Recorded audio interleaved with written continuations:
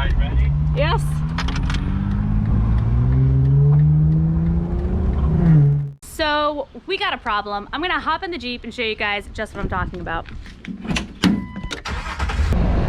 This is me flooring it right now. Oh, there it goes. It won't even get up to 3,000 RPMs. I definitely think I have a problem. Do you guys hear that? This thing is just struggling.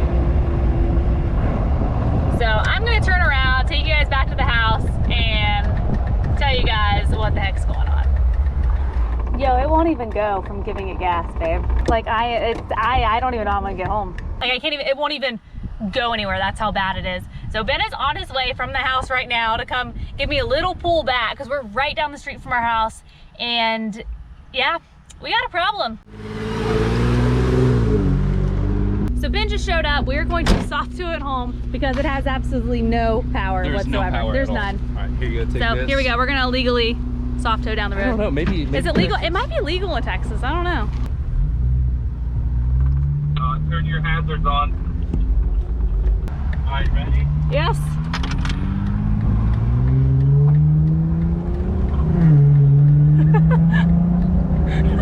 I don't know why this is so funny, but it is.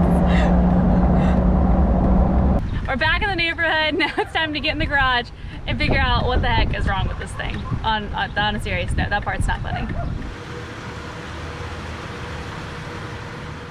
What's going on, guys? Cassie from Jeep Gear and Gadgets, and as you just saw, we have some pretty major problems going on with the LJ right now, and there are 3 things I want to tell you about. So first off, loss of power, literally a complete loss in power. I got about half a mile down the road. It wouldn't go more than 25 miles an hour. It was like struggling to go. You could hear it, you could feel it. So that's number 1. Number 2, the engine has been running hot lately and it's getting worse and worse every time I drive it. And 3, the check engine light keeps coming on. And at first it was just showing the O2 sensors, which normally, you know, okay, O2 sensor's bad. It's a very common check engine light to get on the TJ and on the LJ, but it also today finally said the catalytic converter is clogged, it's done, it's garbage, you know, it's worn out. So we are thinking that the catalytic converter is causing all of these issues and causing the LJ to not even be drivable right now at this point. So what am I gonna do today? Going to put on a brand new exhaust all the way. And I have, here he comes again. What you got this time? Well, you already know that in each video, I have to do something. And I found out a lot of science today. A mask does not block corona. Ready?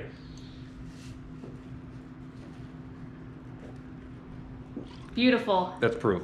Genius. Was that some good corona? Yeah. Anyway, so Ben, what are we doing today? What am I doing today? Putting in. You are turning wrenches and busting nuts. No, that's my line. I'm turning wrenches and busting nuts today because we are putting in a new exhaust. So got it online. Got a new exhaust online. Has 2 pre-cats and 1 main cat. And we're hoping that when we take the old exhaust off, this guy's distracting. When we take the old exhaust off, we're gonna be able to look inside the cats and see that they are clogged. Now I told Ben that we should just say screw it and just do an LS swap. You know, that way we wouldn't even have to do this. We just have a whole nother project. But no, we're gonna replace the exhaust, see if that was the issue, see if we can get the LJ running. And we're also going to put on a new shift linkage today because as we saw in the last video, I broke it, Ben broke it, I don't know who broke it. I think we both broke it. So we're gonna change that out too. So let's get to it. Let's look at the shift linkage. It is completely disconnected. Look, I can move it, so that's done. So we gotta fix that. We gotta change out the exhaust. So let's just get started. Turning nuts, busting wrenches, right? Yeah, turning nuts. Here we go.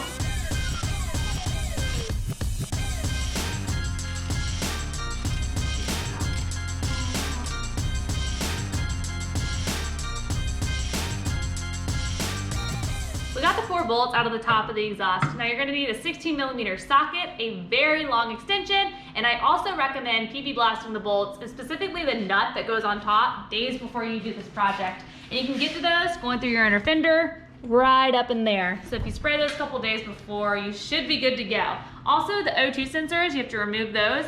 One of them, it's easier to get to if you just go through the engine bay right down there. It was really hard to get a GoPro down there, so that's why I'm telling you guys now. And then you can also go up underneath to get the second O2 sensor, and that's pretty much it for the top. All that's left is to get the two the two bolts off the back of the exhaust, and we're gonna go ahead and take off our transfer case skid plate, which means we can get to the exhaust, and we can go ahead and replace our transfer case shift linkage. Got the 4 transmission bolts off. Also put a jack over here under the transmission to hold it up. So I can go ahead and remove the rest of the bolts on each side of the transfer case skid plate and take it down.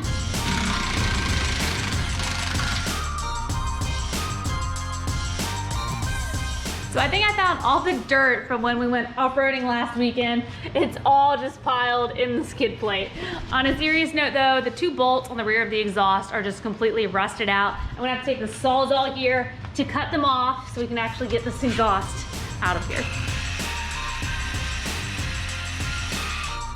Got it. And last but not least, we're gonna wiggle the exhaust back and forth, get it off the hanger, and go compare it to the new cat. See how clogged these cats are. Clogged. So let me show you what a new cat looks like. We're gonna take a look at the new ones first. The internals look like a honeycomb, right? Beautiful, nice and clean. Now let's look at ours. Let's look at this one first. Wow! What in the world? Where'd it go? You'd actually think that's good. There's nothing restricting it. So that means that the internals of this cat have to be somewhere in the exhaust clogging up the main cat. Now let's take a look at the other one.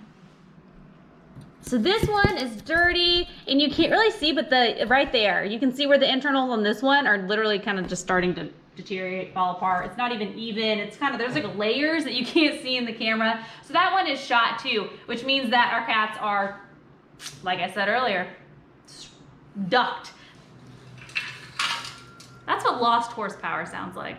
Clearly the cats are shot. We guessed right, but it was a pretty obvious guess because of the symptoms that the Jeep was having, and they were to the absolute extreme. Now, if you have an older Jeep, it's probably not a bad idea, especially if it has 100,000 miles or more on it, to think about replacing your cats, because I'm curious to know how long have these been going bad? How long has one pretty much fallen out and, you know, gotten lost in the tubing all the way to the main cat, and the other one is just starting to like deteriorate and break off? Like, how long have I been losing power? Has it been 1 year? Has it been 2 years? Like, I don't know, and I'm excited to see how much power I gain back by replacing this exhaust with a new one.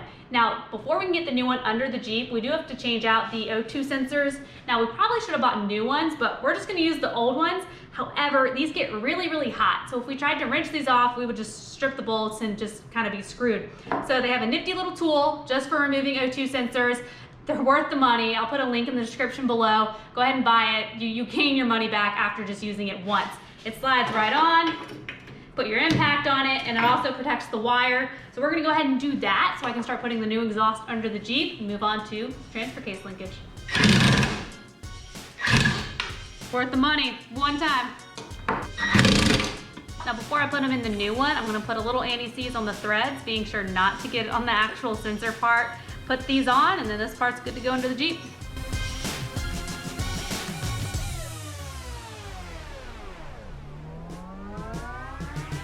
Got the upper cats in. However, the only sucky part about it was that on the old one, we could just use a ratchet extension and get all 4 bolts out. But on the new one with the heat shields, it made it really difficult to do. So we had to get a ratcheting wrench. It's like a couple beer job. A couple beer job. Come in through the inner fender and use a ratcheting wrench to get the 2 inside ones, because these heat shields just made it too difficult to stick a ratchet extension up. So kind of bummed about that. That took a little bit, like Ben said, a couple beer job. Yeah.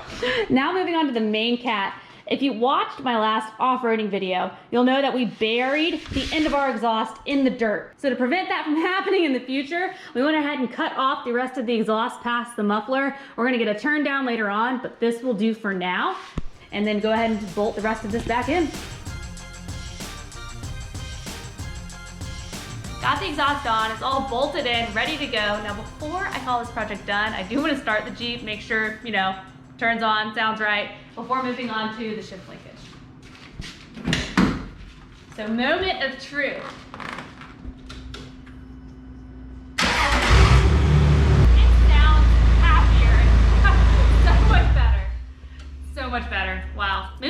from the exhaust. If you watched my last video, you'll know that my transfer case shift linkage has popped out of place.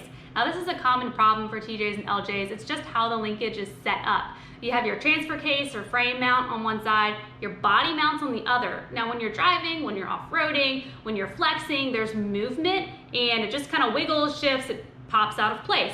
Now in order to prevent that from happening, we are going to go with the TerraFlex shift linkage kit. Now if I were to go out and buy one, I would probably go with the cable shifter because they're smoother, they're easier to put in. However, I already had this and I don't remember how I got it. I think I won it at like a Jeep show or a raffle or something, but I have this one, so this is what I'm going to go with. Now, replacing it, right? Well, so what fixes? Why does this solve the problem we have now? So with the TerraFlex shift linkage kit, it mounts to the transfer case side, and then this part shifts and it just kind of goes boom, boom, boom, boom, and you eliminate the body mount. So that's why we're going to change it out. It'll stop that problem from happening.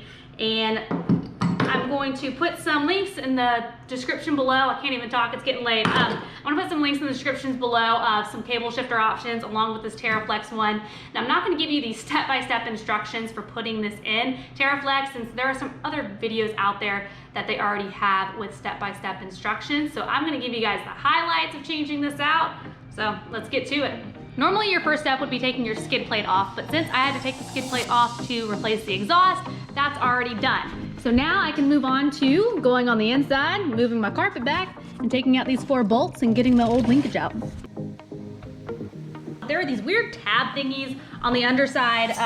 It was a pain in the butt. I don't even know how to explain it, but we got it off. You gotta take 2 bolts off this side, these 4, and then these just pop out of place. Now, we got this out. You can really see how much like movement there is within this whole process. Like look at, I mean, it's just insane. It's a bad setup, it's a bad design. This will eliminate most of that, and the components are beefier. It's gonna be really hard to show you guys what is going on way up in here. I might just have to show you the end result, but we'll give it a whirl. So the bracket goes onto the transfer case just like this. There's 2 bolts up there. We're gonna throw it on. Ben's holding the bracket, so we took this bottom one and it's gonna pop right into the transfer case right there. And then this top bar is going to connect to the shifter right up here. And that's how it goes in. I'll show you guys what happens after we bolt it all in.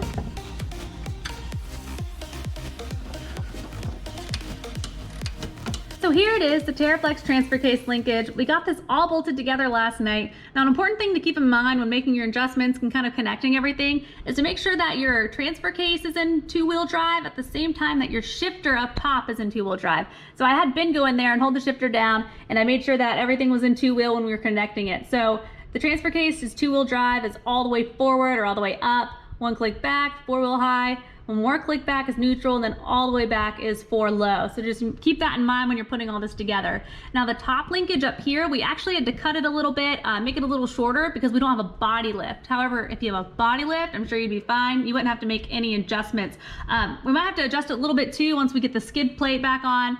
So we're gonna go ahead and do that. But while we're under here, I'm gonna go ahead and show you that we put the turn down on the end of the exhaust right here. We didn't want all that hot air blowing right onto the axle. So we got the turn down in. We also put in a hanger to hold the exhaust to keep it from, you know, making a bunch of rattling noises. But we got all that in, had to put the skid plate back on.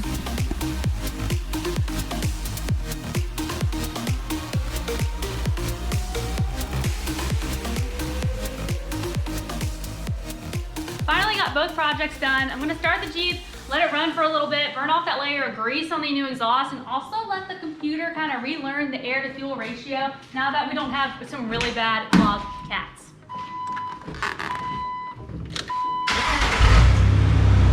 It just sounds so much healthier. Like, it's just that good, like, sound. Vroom, vroom, vroom.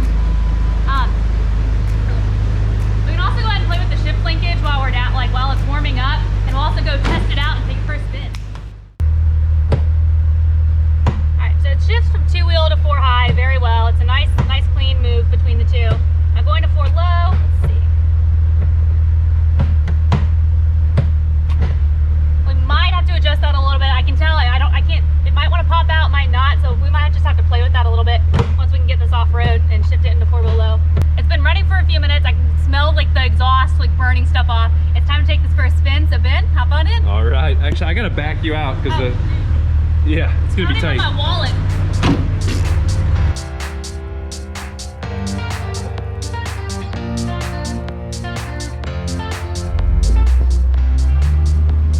Ooh, It sounds so much better. it really does. Makes me smile. It's a good sound.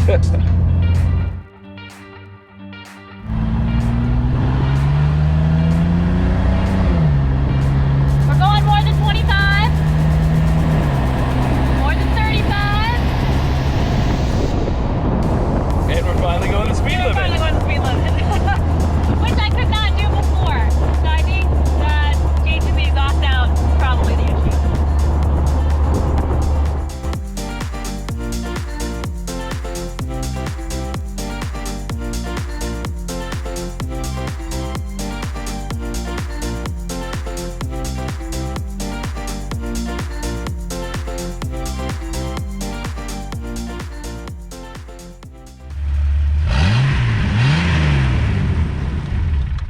So we just finished taking the Jeep for a test drive.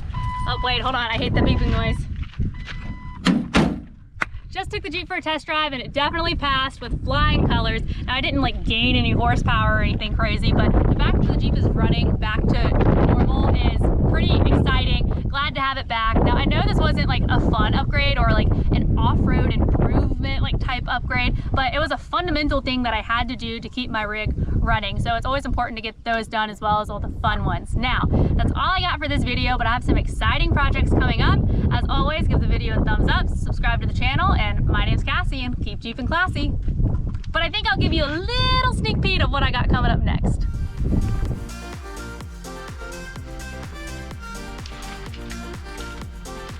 Oh yeah.